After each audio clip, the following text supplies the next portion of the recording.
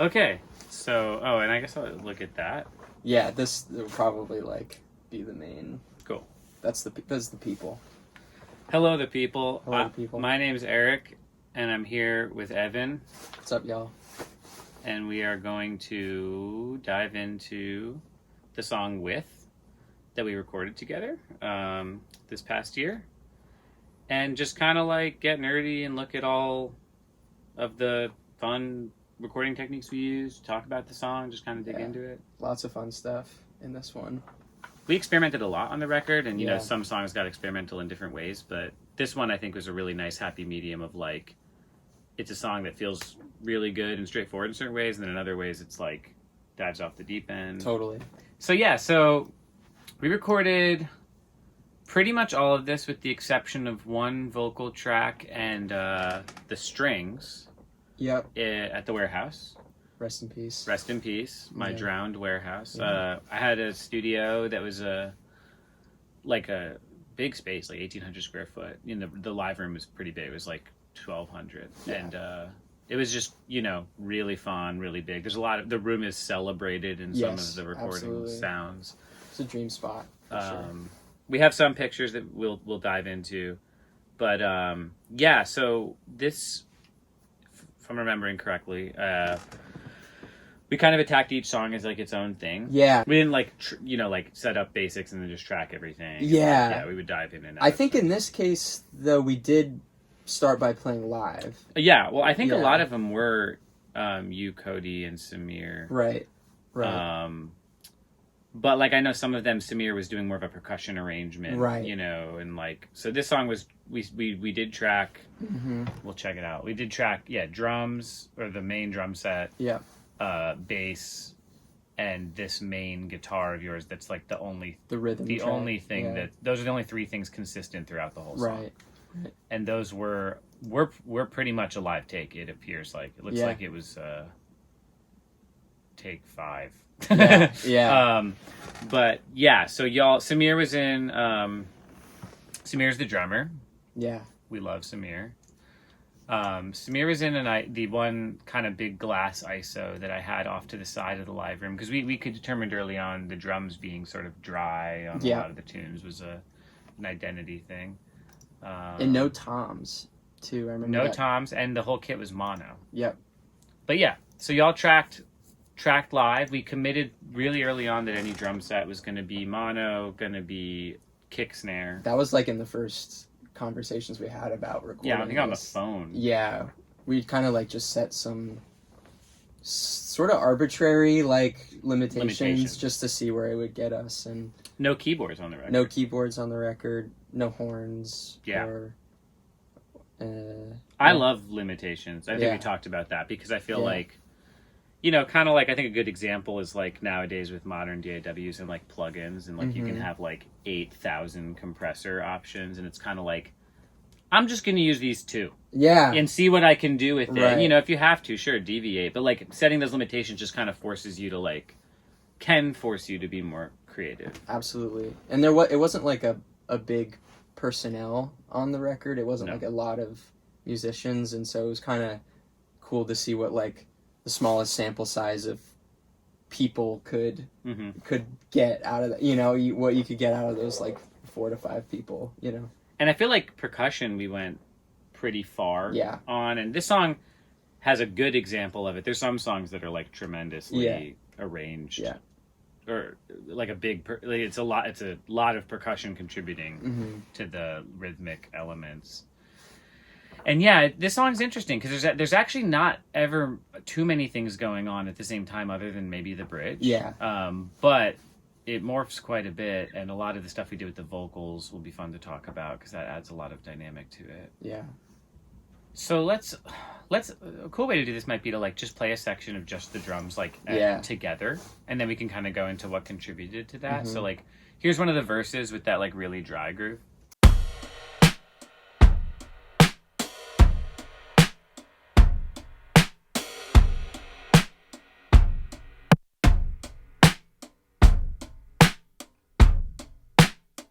Cool. That was like a pre-chorus. Yeah. And then anywhere else? Let's see what happened here.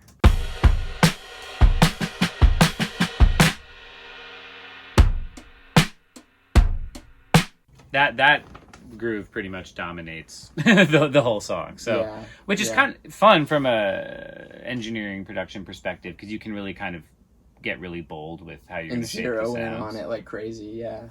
When you have that much, and Samir's an incredibly sensitive drummer, and like part of the thing that I've experienced with getting into more like experimental ways of capturing sounds is when there are musicians who are willing and capable to interact with it. Absolutely. That's big. So Samir was hearing pretty much, I would think, what we're listening to right now in the headphones while we were playing. So when we get into like, oh, there's a set of headphones on the drums, and they might have, like, if he hit it at beyond a certain velocity, not sounded interesting. Right. Because he's able to contextually hear that. He's a very sensitive musician, and I'm sure he was making decisions like to kind of get the most out of these ways of sort these of colors that are framing it, you know. So the drums themselves, based on that picture, I think it was an Acrolite. That's my 60s Acrolite, and then a 60s Club Date, and then probably some combination of this Paiste Masters Samir uses all the time, and those are an old set of Zildjian hi-hats. Oh, you had the kick mic on the beer side. I did. Wow, cool. Yeah, just full Psycho style. So pretty straightforward drum setup in terms of the instrument. So then the drums themselves were mic'd with, let's see here, the kick in, quote unquote, but mostly more like a batter side kick mic, you know. Serving is the kick in, like the attack was an old D12. And then I'm pretty sure all the drum mics were going into VP26 preamps, which you can stop me if I'm getting too nerdy, but are like API clones. Yeah. And we don't need to talk too much about preamps on the drums after that. I'll just say the mics, they were all through CAPI VP26s. Then the kick out, which was a proper kick out on the resonant head, which, you know, just a 47 FET right in the middle, pointed at the thing. Pretty straightforward. Beautiful. Sounds like a 47 FET. Sounds great. There's this. Okay, so if you look at this thing laying on the floor, it just looks like another cable. Yeah, that's a mic. It was not used in. I wasn't using it. Yeah. When we recorded it, but I wasn't listening back to it because I don't think it was part of our. I'm not sure if the mix engineer decided to use it, but we'll listen to it. Yeah. Basically, that's a mic called the Black Hole, by a company called Dr. Alien Smith out of Australia. And they make mics now. And it's cool. It's sort of like a plastic hose that the transducer lives in the end here. And it's kind of like whatever...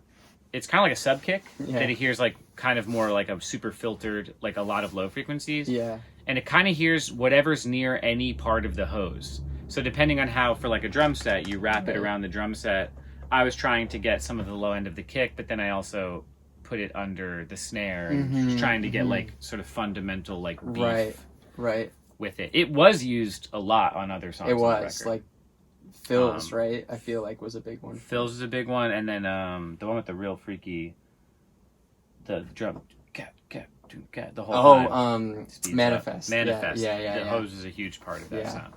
Yeah. But that's a cool mic. Definitely worth checking out too. Not expensive. The 47 FET is expensive.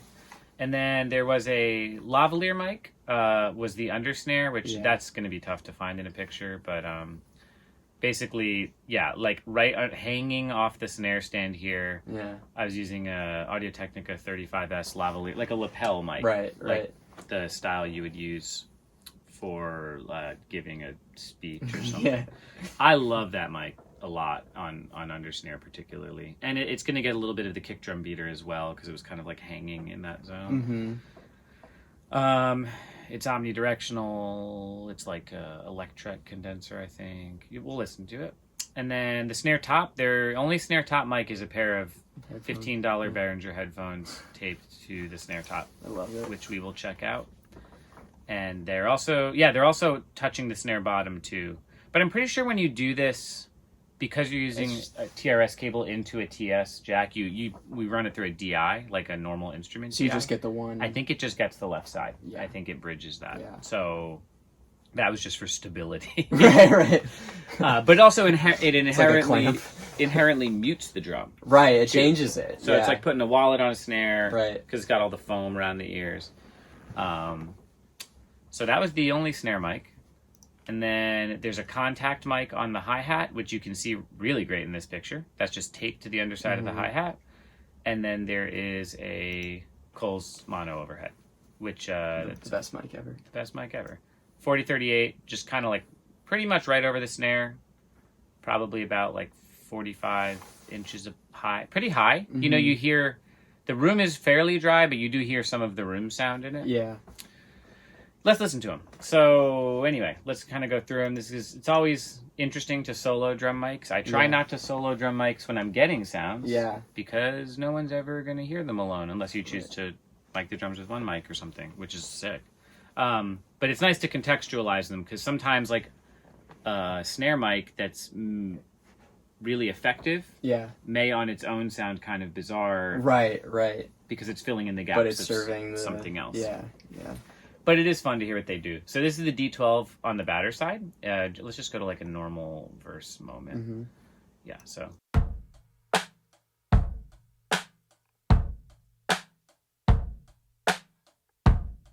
So it's getting some under snare too. Yeah. And it's got that kind of knocky mid-range thing. It's cool. Yeah. Am I doing anything to it in the box? Let's see. My dramatic EQ move. Yep. Cool. So no. Then there's... I don't think any of these were compressed to tape. I lied. The overhead was being run through a distressor. So there you go. But none of the other things had any processing on the way in beyond probably driving the preamp a bit. Yeah. And then here's the 47 FET.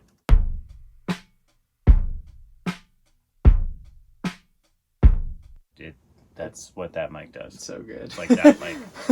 yeah. You know, like just that pushing you. 80 hertz kind of thing. Another dramatic EQ move on my end. I usually just open FabFilter on every track when we get drum sounds. Yeah. Because I might... Well, we'll get into some dramatic EQ moves. Right. So then there's the hose, which I said wasn't used for this, but let's just listen to what it sounds like because it's interesting. Yeah. Let me take off this EQ. This is just what that hose mic sounds like on that groove.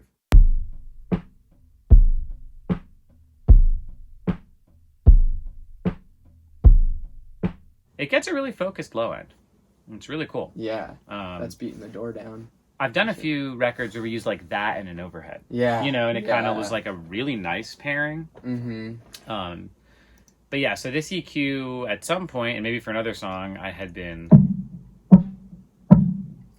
trying to reinforce the snare, I would think. Yeah, right.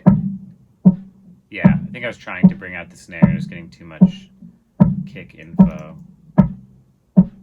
I mean, that's cool. That's very cool. That is the transient designer doing. I mean, it sounds cool. Well, that's the end of it for this song, but pretty cool. Then here's that lavalier mic under the snare.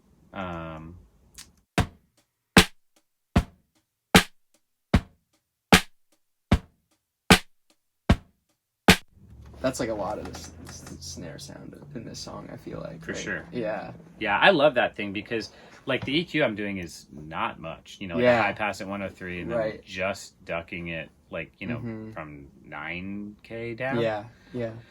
But I just feel like for a long time I was like all under snare mics are the same, doesn't matter. Like, right. And I just always kind of like would boost and cut a few things I liked, and it was like, it's fine. I'll use a 57. I'll use whatever. Use a condenser mic, whatever. Just like, the only thing that would be different was how sensitive the mic was. Yeah. And then this thing just kind of sounds like what I was always trying to EQ under snare to sound like anyway. And you're just like, let it speak. Yeah. Yeah. Yeah. Was it you had used it before on under snare? Yeah. I'm in an era right now. Yeah. I'm pretty much exclusively used that I don't do a lot of things the same every time, but I think I've probably used the AT35S's under snare a lot. Yeah. So then we get to our fun headphones thing, which I think, let me just play for you the sound as it's contributing to the drum set sound.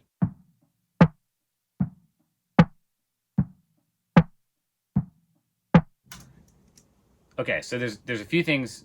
Here's what just the headphones sound like.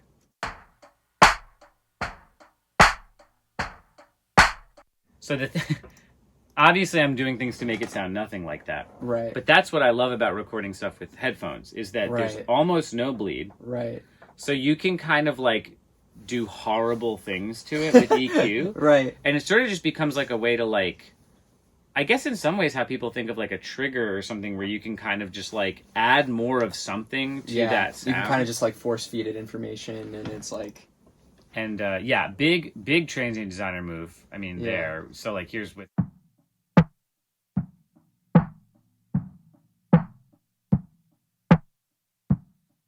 So changing a lot of the dynamic information, but then this is what's really doing it. So I'm doing a 20 dB boost at 164 with dynamic EQ, adding another 9 whenever it senses that, really dramatically cutting 480, and then just like literally low passing the whole thing to there. So like...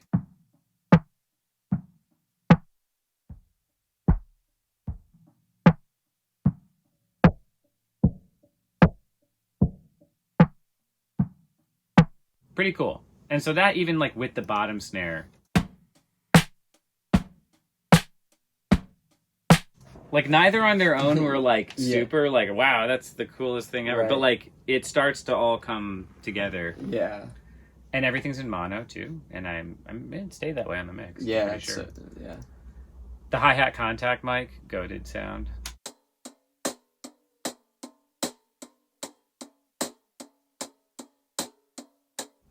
No bleed. What am I doing to this? Yeah, some more EQ. I wanted to bring out a lot of mid-range in it. So like...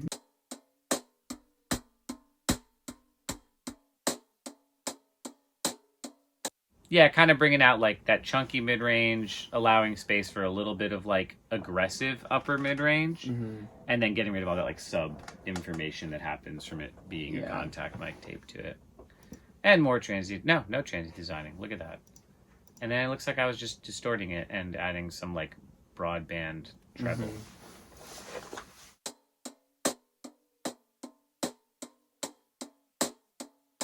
Yeah, that does a lot actually. So cool.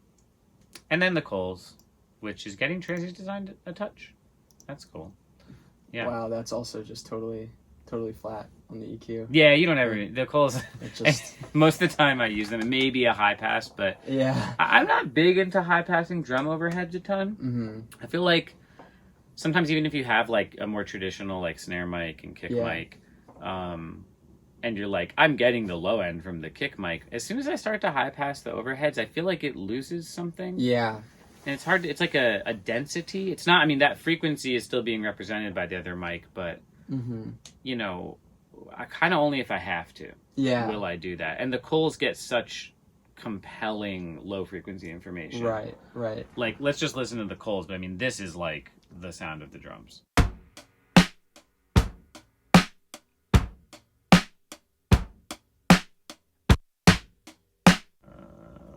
Chorus? Yeah, there you go.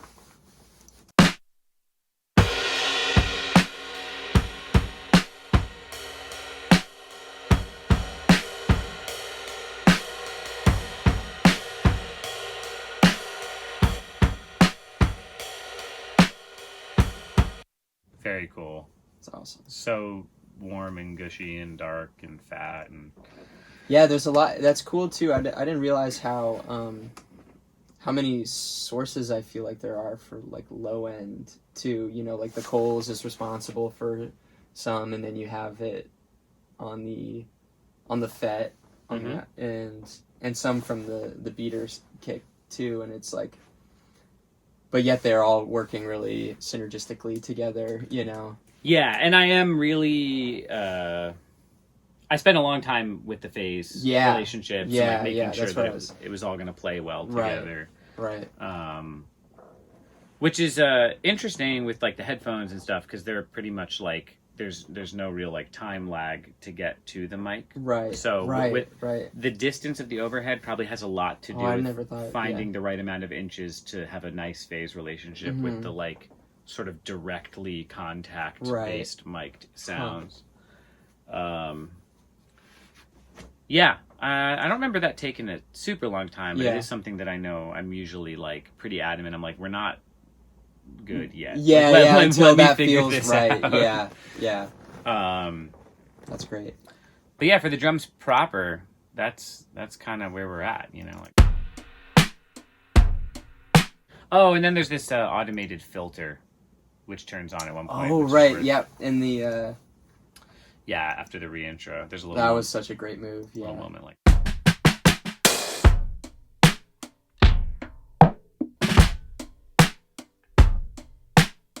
And in Pro Tools, I'm just automating the bypass, so like it just only turns on for that moment, and then the filter just sweeps down. And we'll get into other things that I just run through filters. I love running stuff through filters. The only reason I think I did that was because it was on the drum bus, and I wasn't about to commit like a stereo submix of the drums and make a mix engineer have to deal with that. Totally. But yeah, that's a cool moment in the song, and that's one of the few times I won't commit to something. You'll see a lot of things are very committed to here, just because I don't like, you know, mix engineers would be very mad at me.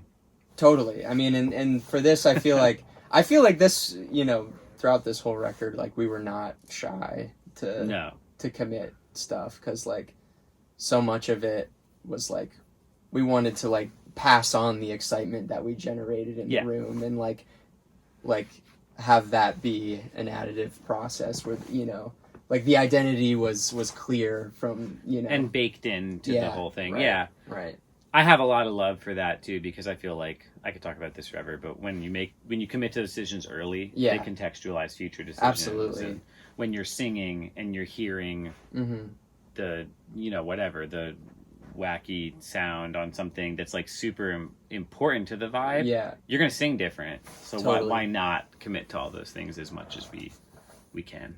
I feel like we could either continue through all the drums and percussion, or we could do like the bass and the main guitar, because those are sort of the first things. Let's check that out. So jumping over to the bass,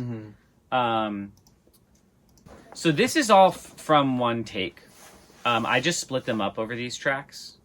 So this was just for my own organization and ability to treat them, because Cody was switching between pizzicato and arco. Right. And so they needed to be sort of different sounds. Separating, I just wanted to treat, like with the arco, I was trying to bring out more of the like high mid of the bow. You know, and I didn't want that to exaggerate like maybe more annoying sounds from the pits. Got it. And then the arco is actually over 2 different tracks, because the arco in the chorus I left as is, but the arco in the verses we actually sort of like artificially enhanced with editing the junk. I was cutting out and like I'll get into that in a sec, but like I went in and just physically cut out all the silence to try and get this to feel more like dramatic, and like I think the album's that's kind of like an interesting thing with the album, where it is like it's a lot of very organic performed sounds, but then like we were very full liberty to be like, that can be warped or morphed or manipulated with the tools we have, but the core of everything is a human instrument or sound, using tools in the studio, less to like, this wasn't to like correct Cody's playing. Like the playing is what it was. It was to sort of like change how the sound fundamentally functions in a way that it wouldn't in an acoustic space.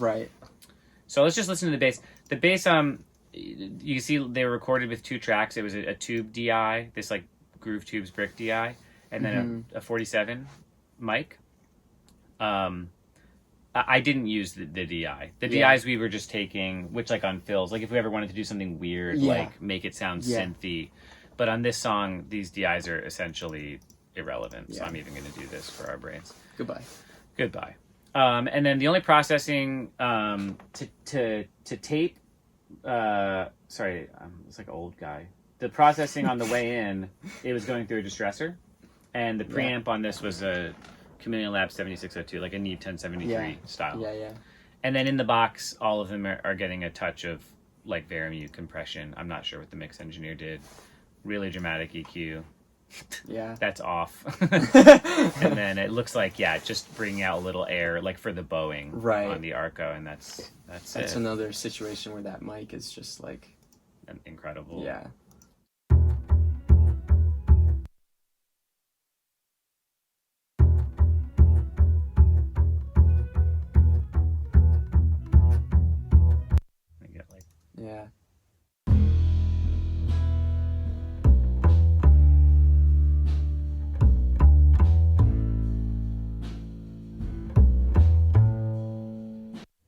then here's some of that robot arco.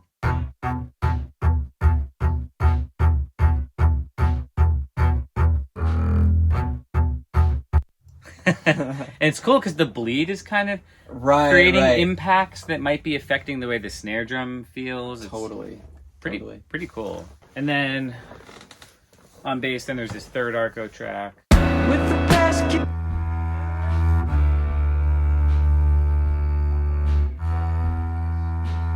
that's not edited hard. Like, it's really just those verse kind of like chug chugs. Right. And that's pretty much the bass. I mean, maybe let's listen to a second of the drums and the bass just to kind of see how that feels.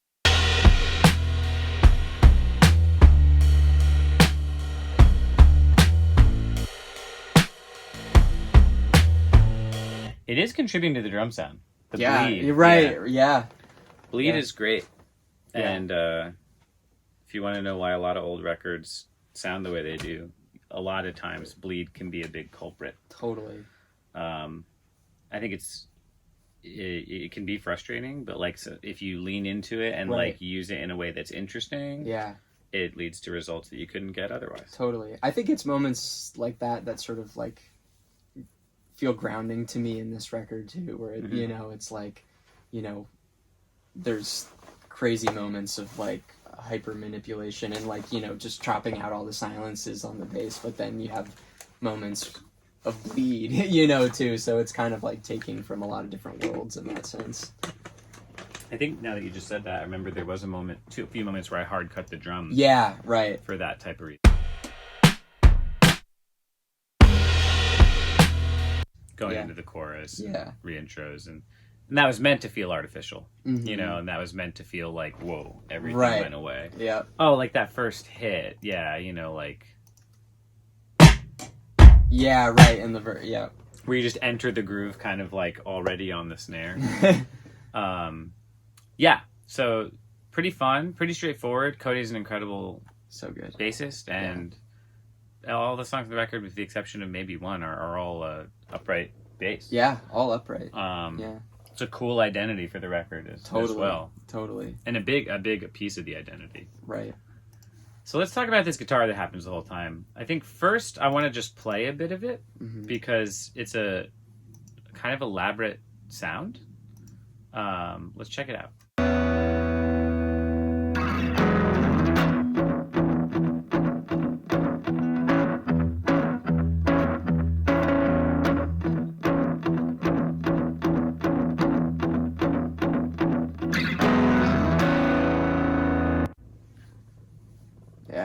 Yeah, so it may sound like it's multiple instruments if you're listening, like on headphones or something, but I can promise you it is one take, one performance of one instrument. So we have on the left side, which I think this was maintained in the mix too, I'm pretty sure.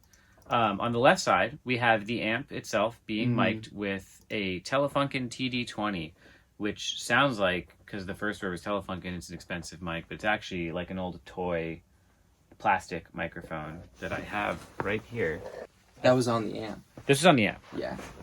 And I think this I modified it to have like an XLR, but I think it was just like meant to plug into like a home, like reel to reel. Yeah, talk into. Cool. But it's straight up plastic. Wow. And it's a dynamic mic, and it's very mid-rangey. It's a 60s Telefunken. It's very cool. I love this mic, and it's kind of like, on its own, can sometimes be like, oh, that's a lo-fi sound, but when you use it with other sounds, can add a lot of really nice mid-range to stuff. I see.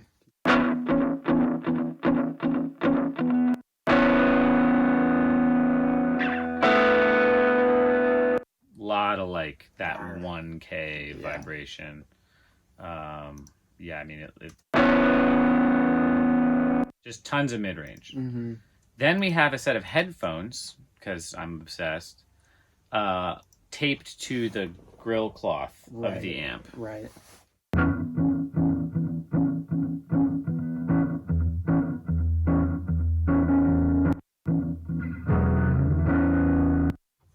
Which is not EQ'd. That's just kind of gnarly and woolly. But it's interesting, even just It's certainly gnarly. Those two together start to sound like a more traditional guitar. Kind of like a yin and yang. Yeah, they complete each other a little bit, yeah. But the most interesting part of the guitar sound, to me, is we had a contact mic taped to the headstock. Right? Yeah. I think over the strings. I'm pretty sure. Yeah. Like, to illustrate my point, like here. Right. Like a contact mic taped right here. Yeah. Being put through a DI. But that gets a very stringy, kind of almost like acoustic instrument. And it's just like, it kind of puts a microscope on like the movement happening on the instrument, you know? Like when I was playing it, I was just like, I would move my hand and then I was like, I hear that, you know, like vividly.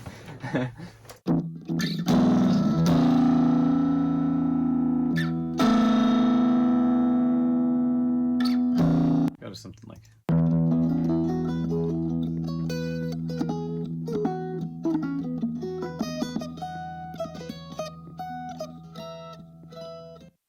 Yeah. Wild sound. Pretty cool though. And what it sounds like, was there there's also a slap delay happening at some point, it sounds like. Somewhere, yeah. Right. Definitely. I think that was the tube tape echo. Okay. On the amp. So that was like an Echoplex. Yes. Clone. Yeah. But other than that, it wasn't like a pedally type album. So like it was probably just you playing guitar, that slap, the amp, and then this kind of three sounds that now create this sort of three-dimensional sound that let's play it for in its totality for a sec.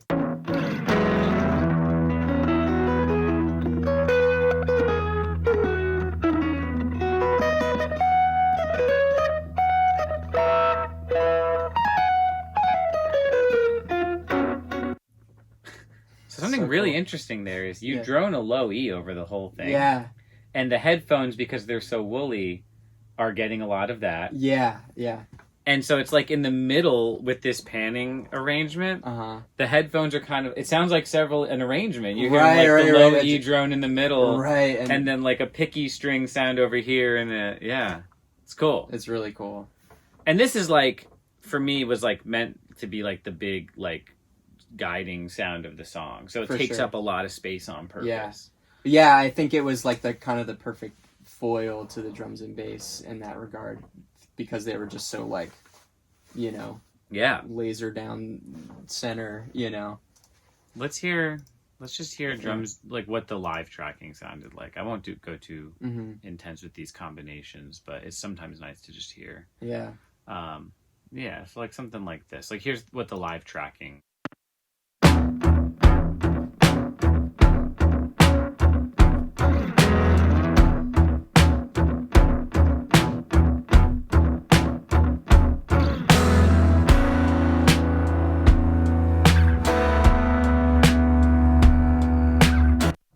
Yeah, and that's kind of the song. Yeah. You know, like everything else we're doing is sort of like glitter. Right, that guides it the whole way through. Yeah. Very, very cool. Yeah. Okay. I want to jump back to the percussion stuff so we can kind of leave the foundational section here. Cool. So the first thing is the second drum set, which happens in that bridge. Yeah. Which this is hose based. The hose mic, the black hole mic, that hose on the floor. So all the low end from this comes from the hose, and then we did like a side snare. So like if this is the snare drum, like a mic kind of pointed like this. Yeah. And that was a Octava MCO12, so like a small diaphragm condenser. Yeah. It's just those two. Those two. Yeah. And there's some aggressive EQ happening on the hose. So let's see what's going on with that. I mean, Samir's, we kind of, not to give away too many secrets, but both of us were referencing this Matt Chamberlain drumming thing on the Fiona Apple When the Pawn record, where it's kind of like this very compressed and kind of like blown up second drum set doing some soloistic shit over a consistent drum set. Yeah.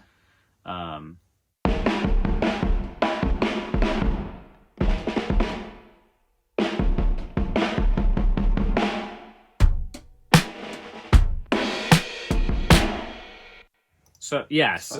So from the start, I was like, it needs to sound very different than the other drums to kind of have its own space. And with him doing all this sort of in and out of time stuff. So the hose is...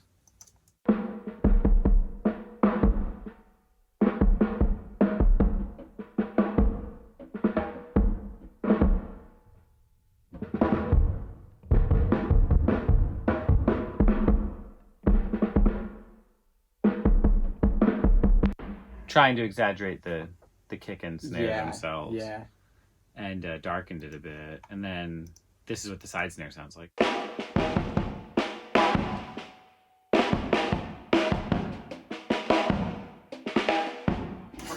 That's so great. It was definitely a different snare drum. That wasn't the acrylite. I think that was probably the supraphonic, or that I have an old wooden drum by this company, Kent, that was really cranked for this session. Yeah.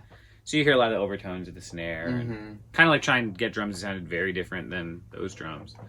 And then the processing of this second drum bus is an interesting set of tricks. The first thing it's hitting is a plate reverb. Like that percent wet. So mostly dry, like the here's with and without.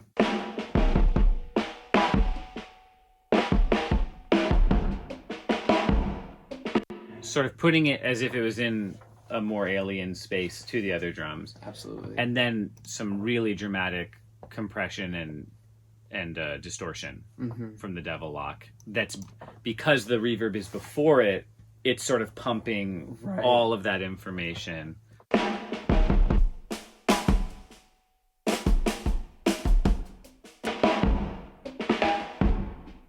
That might be doing the heaviest lift of anything. And this darkness knob, which is like a low-pass filter, is really darkening it. But this was all definitely on when Samir played. Totally. I know that we had figured out this sound, and Samir was playing to this sound. Right. But yeah, that sort of serves as like the you kind of start to hear it creeping in first in this like noise collage bridge. I think that was one of the first things that we determined that we wanted to do with that. We wanted to like start with some antagonistic energy, and that was just like... And your idea was to kind of, the bridge was going to sort of like get absolutely very gnarly as it went on. Yeah, totally. So I think this probably helped guide a lot of kind of set the stage for it a bit, yeah. Yeah, and it, by the time we get to this section, it's part of the chaos, but I think I like that it's like the first thing you start to hear, like, whoa, what are we about to do? Yeah. And Samir's performance is everything on this. His choices were so great. Were great. Yeah. Here's some percussion elements. My favorite one is labeled table. And I think this was all the percussion we did in the big live room. Yep. With a spaced pair of Coles. And that was kind of the setup for... Well, wasn't it already 84s for that? You're right. It was R84s. Yeah. We saw it in the picture. Yeah. So sorry, a spaced pair of R84s, like 2 ribbon mics. And we just had like all kinds of percussion everywhere. It was just we knew it was going to be such a big part that we wanted to make like a playland. Right, where you could just go to it whenever. Yeah. And Samir could just try things. Yeah. So, but this table is actually the only percussion happening in the intro.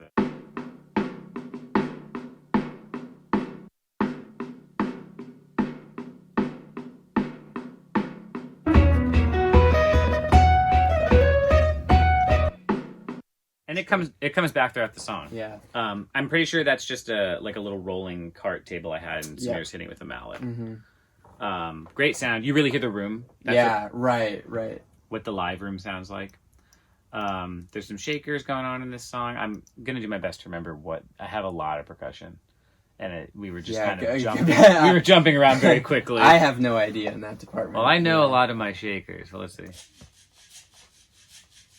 Well, that's Samir. That's a combination of 2 to 3 shakers. Yeah. But it's definitely that silver one that has like BBs in it for a BB gun. Yeah. And then probably that little 3 ball one that's like a smaller type beads. But that's in the chorus, and like that. Samir's also a killer percussionist, which not all great drummers are necessarily super comfortable with percussion.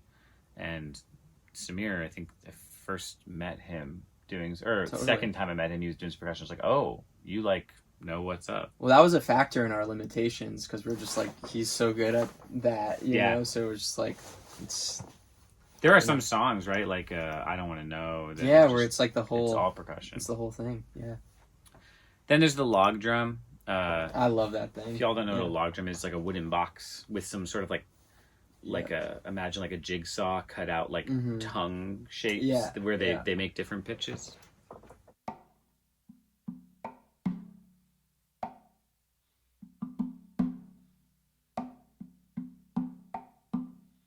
So this is all part of this the chill outro. Yeah. And the shaker, and then this, we called it acoustic drum, but I think Samir just had an acoustic guitar that you had tuned to some kind of open tuning that was nice. Yeah. And he was hitting both the strings and the body with like soft mallets. Yeah.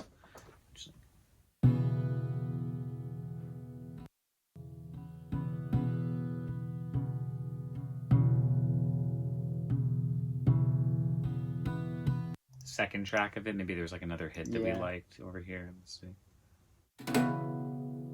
Brushes. But yeah, the combination of all of these kind of is the backbone of that outro. This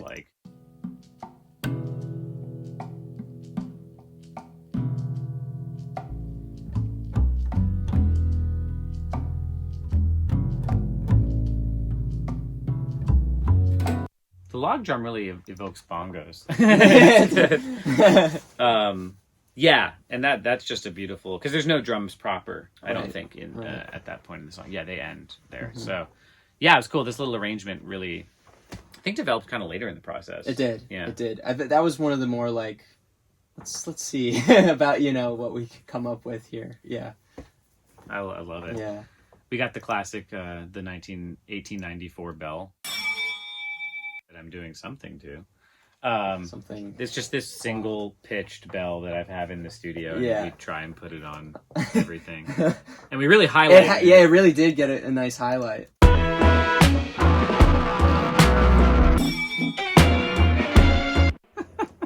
Madness. I think that's like an ADT thing. Yeah, I must have printed it, but let me see here.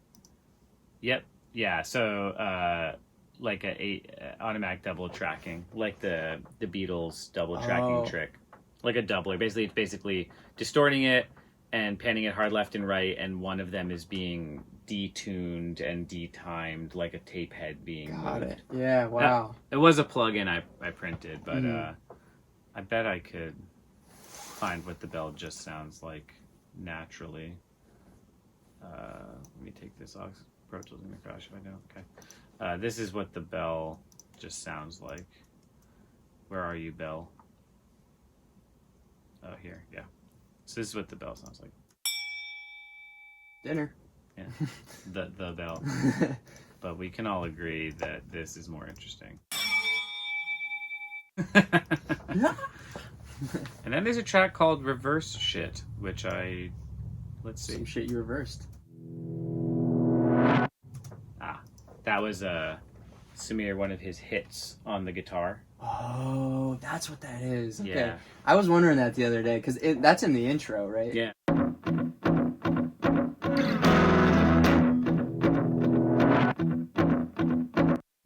It's probably something we we're deep in it. Yeah. What if we put it and it starts on the downbeat and swells to beat 2, Yep.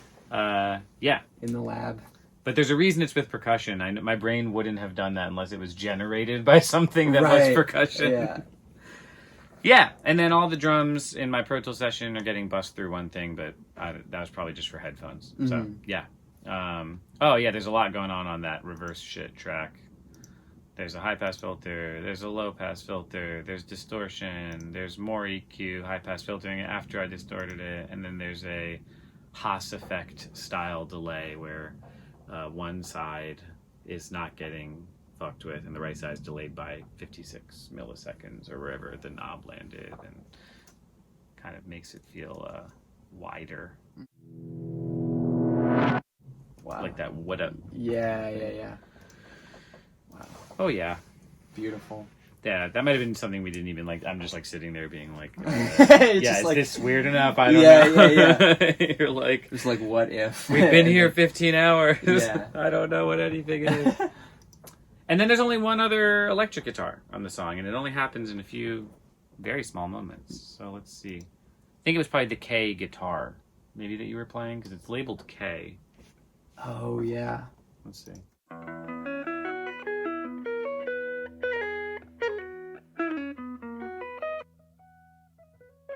Yeah, it's the same two mics from the main guitar, the Telefunken plastic mic and the headphones. And I think that was just meant to be a double of that. It's probably panned, hard right to kind of fill in what this mic was doing. Yeah. And then it became the guide. Now I think we should dive into that reintro. Yeah. So it became the guide for the kind of Laffy Taffy moment. Right. So I think when we started off, you had originally played the riff, which is muted, on the main guitar in the. Because that's all it is in its DNA, and it's just like arranged with the slew of sounds. So I think when we decided to dive into this, we were like, we wanted to start to feel collagey. So you played it on the different sounding guitar first, and then as you can see in its final form, we're using a chunk of that second performance. We're actually using a chunk of the main performance. The initial, Then we have this nylon string acoustic, like classical guitar, that you had layered both in verse 2 and the intro as well. I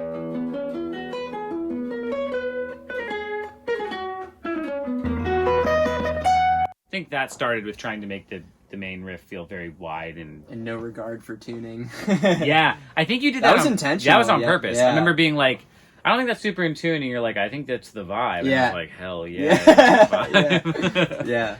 And then it looks like two chunks of that become a part of this moment, which maybe the right thing to do right now is to actually just play this riff in this moment. I'm just going to play the sounds doing it, too. I think this will be a kind of dramatic thing. So. Oh, cool.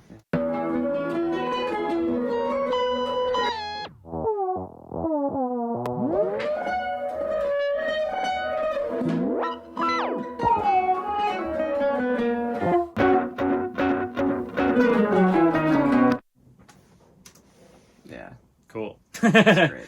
So it's clear where it's warping in and out of the two electric guitars, where it's warping to this roomy nylon string guitar, which was recorded with one. I had this stereo ribbon called a BM5 that was set up for your acoustics. I think I just used one side of it. Oh, okay. Oh, cool.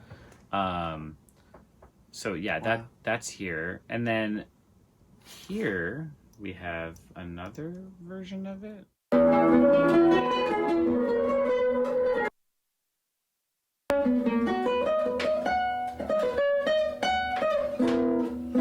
Okay, so that's the performance. And then... Oh, okay. Wow. So I see what I did. So what I did was I reversed the whole audio of that whole performance and ran it through a reverb. And then I reversed that whole printed reverb.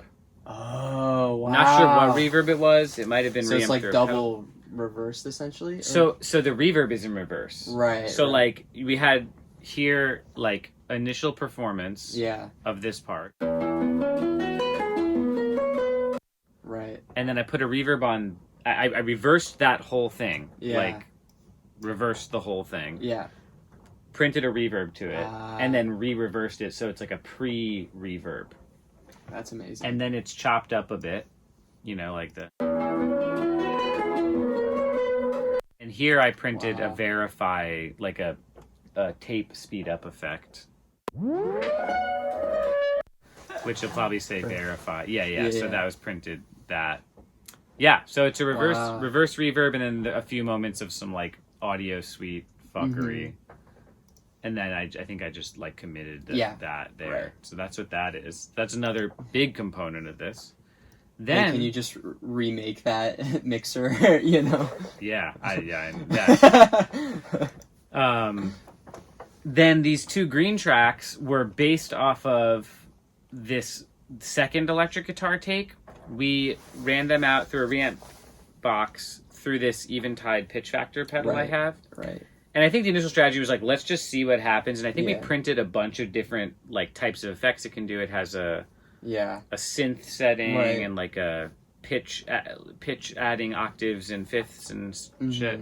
So I think the two we liked were this sort of like pitch shift one, and then this sort of synth guitar one.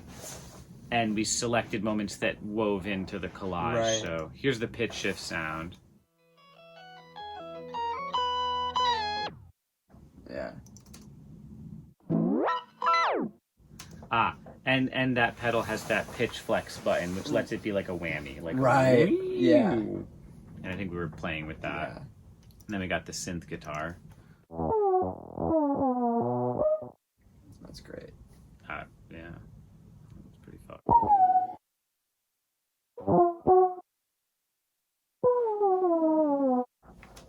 Yeah. Yeah, that was tracking pretty weird. Yeah, and it was just like, listen back through a take of it, and just like that moment was great. That moment was great. And like the collage. Yeah, I think we did a lot of that with the bridge definitely, too. Definitely. And it's cool. The net result is like, you know, Over the Backbone is going.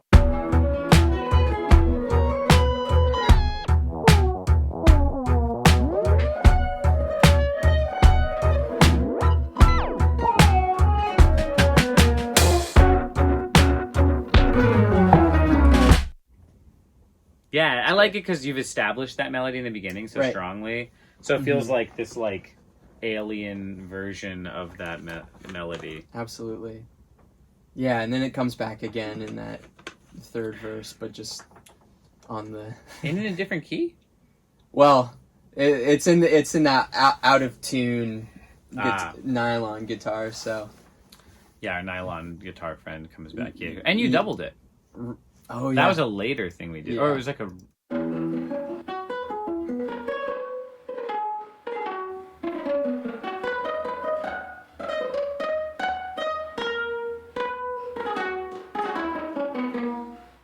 Yeah, so the second take we did really roomy. Yeah. So that it kind of creates this like throw image. Yep.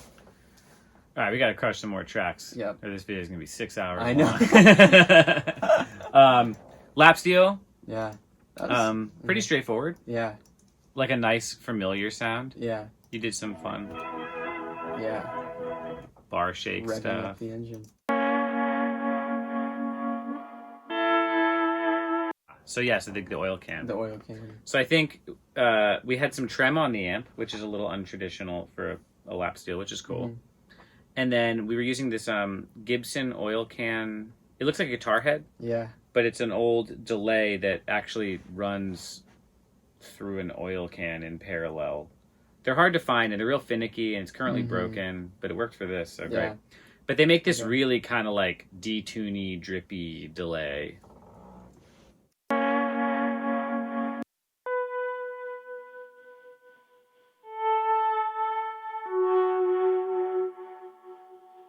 But yeah, it's just a great performance, and it gets kind of fucked with in the Chaos Bridge.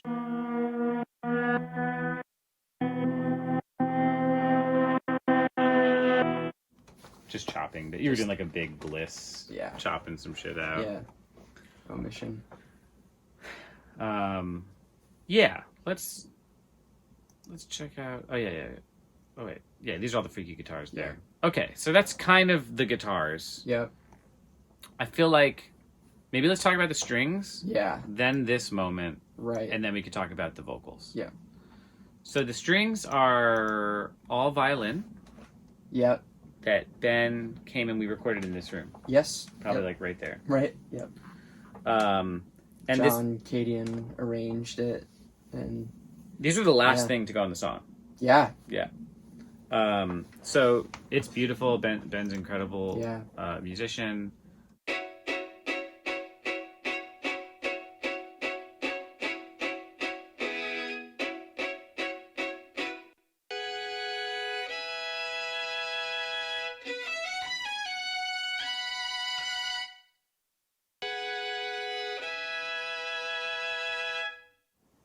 Some clustery moments. Yeah. The arrangement's great, and we could do a whole video I know. just on that. I know. But yeah, those were recorded with the Coles. Did I miss any like mic stuff? No, not really. I don't think. Yeah, those were recorded with the Coles into a Chandler Germanium preamp, which is what I just had at my house at that moment. That's a great preamp, but yeah, and there's nothing really too much going on with them. Just some high pass filtering, a little bit of compression, and then this Sheps plugin that I like to. This room is kind of dry. I wanted to make it feel like it was in a more similar space to the rest of the instruments. But and then the bus of all of them actually is getting processed a bit with some EQ, a lot of 130. Don't know what the hell I was doing there. A little more room reverb, some Saturn, rock and roll. Wow, nice. I was really trying to bring out some beef in these, I guess. Yeah. But one of the more interesting moments of this is in the bridge when they really start to get freaky. Yeah. We ran them through like a little modular synth rig I have set up for that's not really used for synthesis. It's more for like processing, line level. Right. So this is a performance through it. So I can't say exactly what was happening, but it was definitely going through a stereo filter and through this granular sampler that can add reverb, can kind of stutter things, can sort of change the pitch. Yeah. And it was just a performance of trying different stuff, but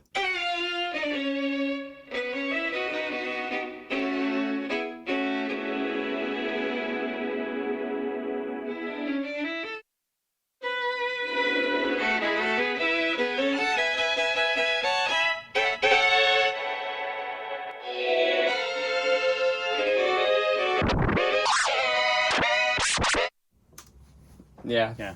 That's definitely the what's it called? Beads. The Beads by Mutable Instruments. Yeah. Just some knob turning. You can hear when the reverb kind of turns on. Yeah.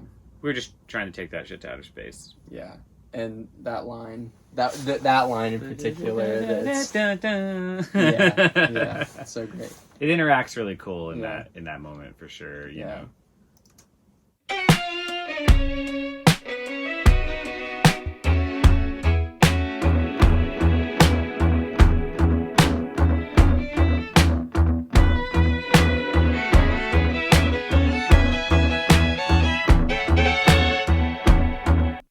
So great.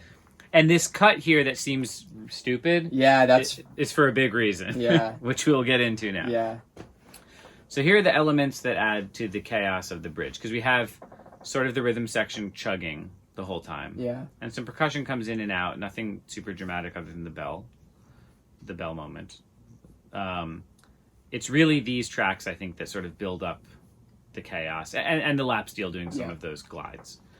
Yeah. So we have, okay. First there's that hit, which should be with percussion. This. Which is that same hit we reversed. That's right. Samir hitting the guitar. Yeah. And that's why the strings stop. They do this kind of like.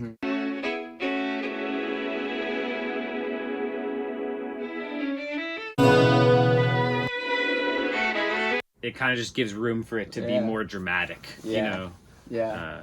There's so much groove in the stopping and starting too, which is cool. Like if you're, I haven't heard it just like without drums and bass, and you can hear like the pocket in that. And muting is such a move, you know, like You know, I mean, everyone, there's some probably famous quote about like, the notes you don't play or something. But like more than just resting. Right. Muting in Pro Tools is like a more dramatic version of that because it's unnatural for a sound to just not have its natural decay or release. So this song employs muting in like a big way with the bass hits and like using this idea of muting stuff creatively, not for it's not playing right now and the buzz from the amp is there, we're going to mute it. It's like the muting becomes a way to. It changes the a lot of the drama is kind of like derived from that. And this whole collage, similarly with the reintro, uses the muting. So we have that acoustic guitar being hit with a mallet. We have Moog guitar, which I'm guessing was me plugging you playing guitar into my Moog. And then using the filters and distortion from the input. I think. Let's see what it sounds.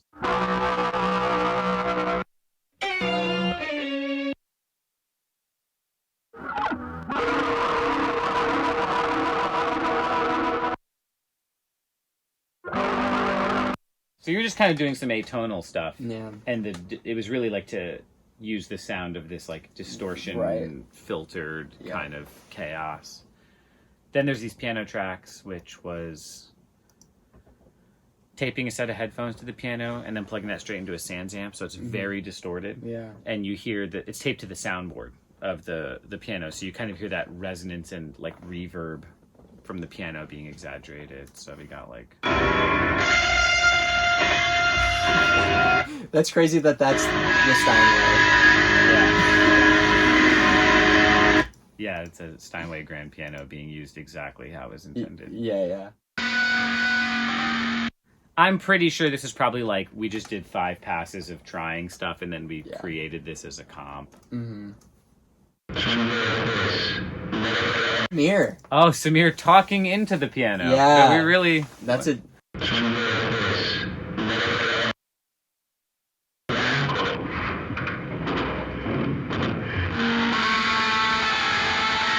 Did he know that we were going to record him talking into the piano? Was that on purpose? I think it was, yeah. I could imagine us also, like, he was just saying something, we're like, let's use that.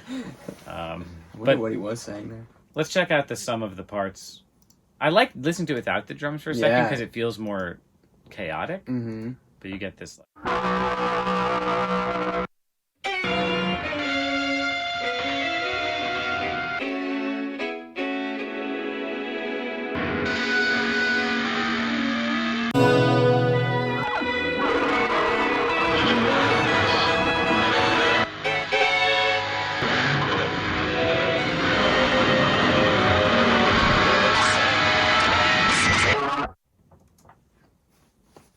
So that plus a nice take of a rhythm section equals the bridge of your song. Yeah. It reminds me of like I don't know, like Beatlesy moment or something, Revolution kind of style. Like the talking, I think evokes that. Mm-hmm.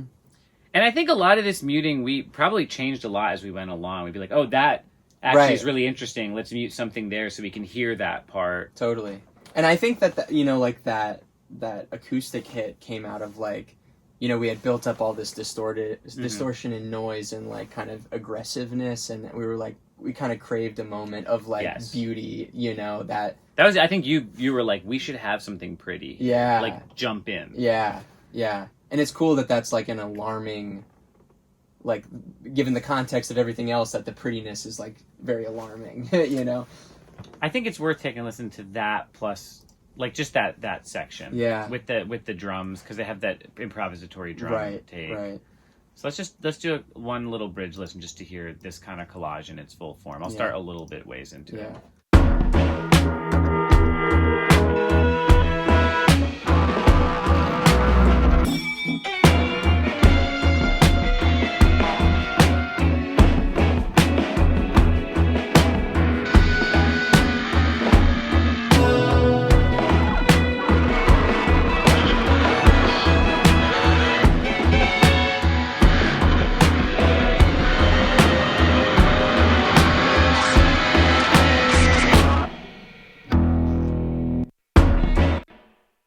I love this Moog noise. I know, I never...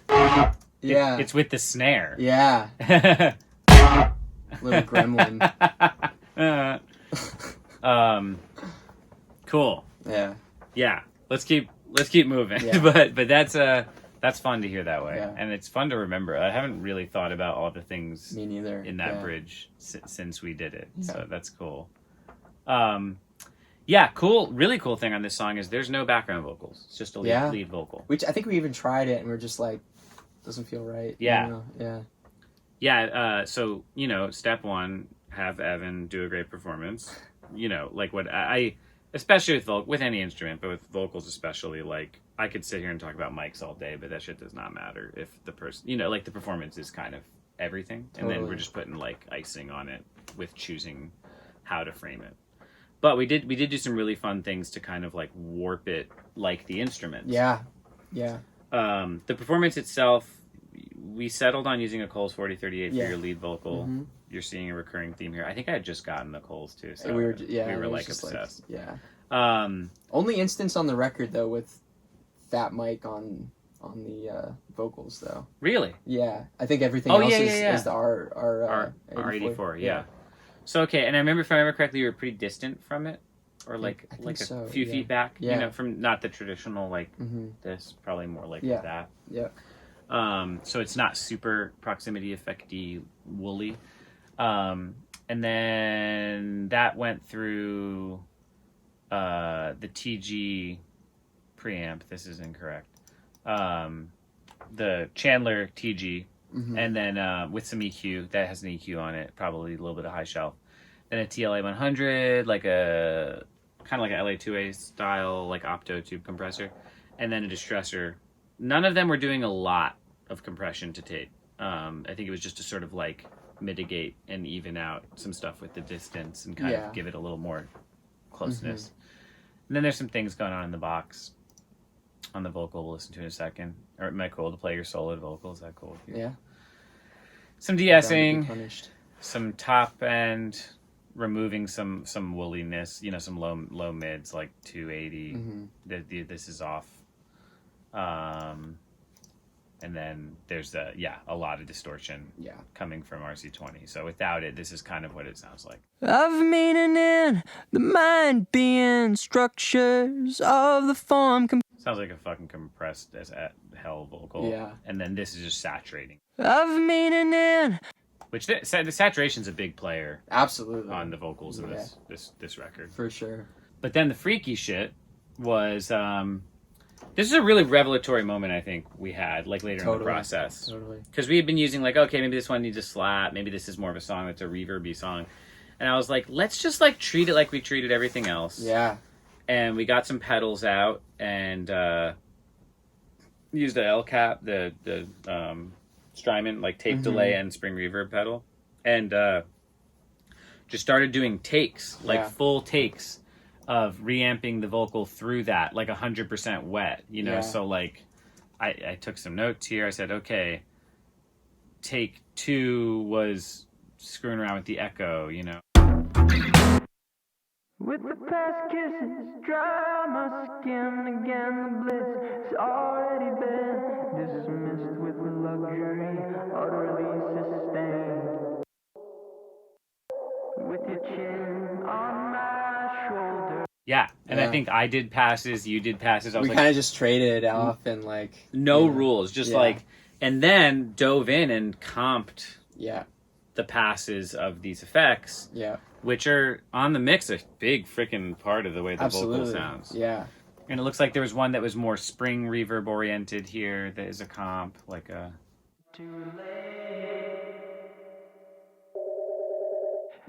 isolating the delays.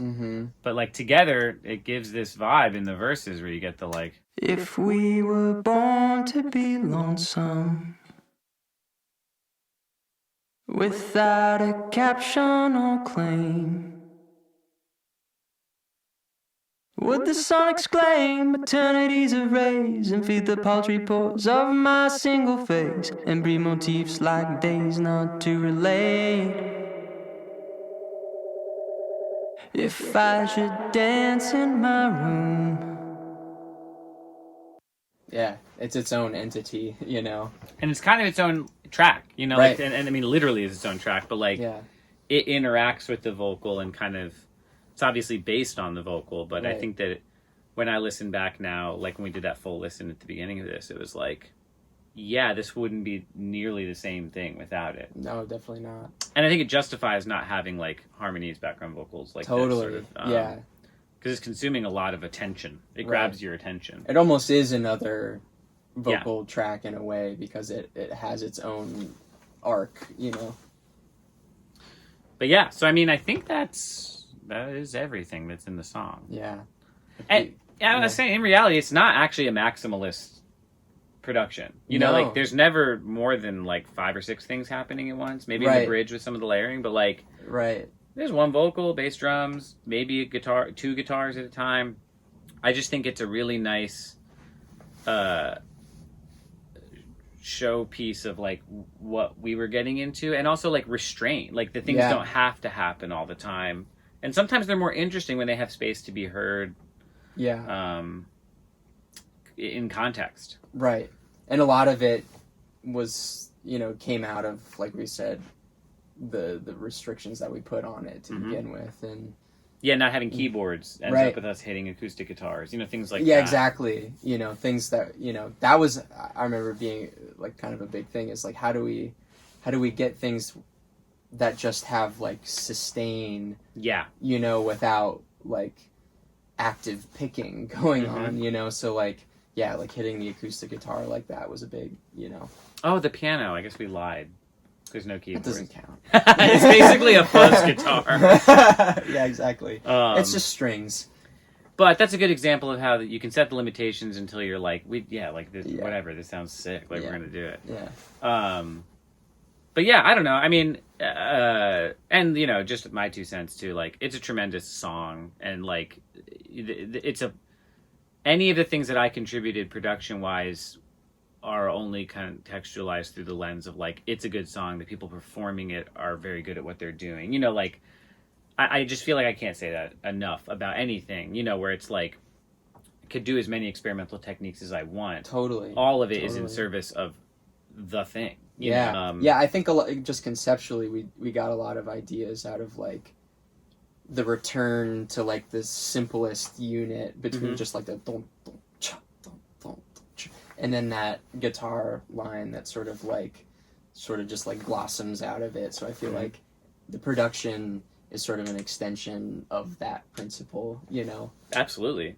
Yeah, and it's like, I'm very happy with it, and I think that like we all, as we were making it, so, in the spectrum of the songs we were working on, all felt like this is kind of a home base. Yeah. It felt like we know we're feeling good about this one. Yeah. So I think that it makes sense to be one of the ones that's sort of highlighted, or that we can go dive so deeply into. Absolutely. I mean, it would be great to do it for the whole album. Maybe one day we will, because there's some songs. There are lots of other songs that we went down some deep rabbit holes similar to this. But yeah, so we're making this video as the stuff is not released, but when this is out, it will be released. So you should definitely listen to Evan's music.